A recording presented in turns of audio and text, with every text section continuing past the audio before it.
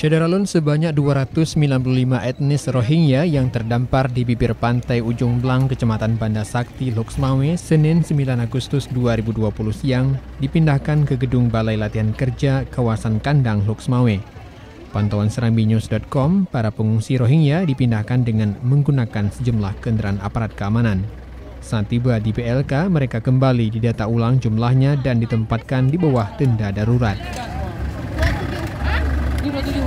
Sesuai informasi yang dihimpun, mereka akan segera menjalani rapid test dari tim Dinas Kesehatan Kota Loksmawe.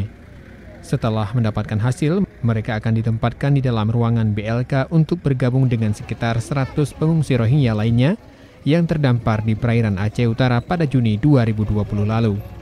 Sebagaimana diketahui, sebanyak 295 pengungsi Rohingya ini menaiki sebuah kapal kayu dan mendarat di pantai Ujung Blang, Loksmawe, sekitar pukul 1.00 WIB Senin 7 September 2020 dini hari.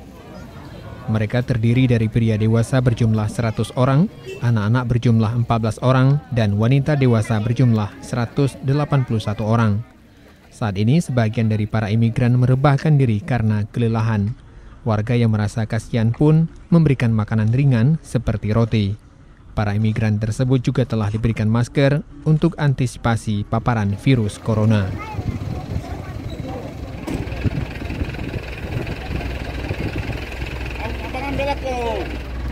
Dari Loksmawe, Saiful Bahri, Serambi On TV.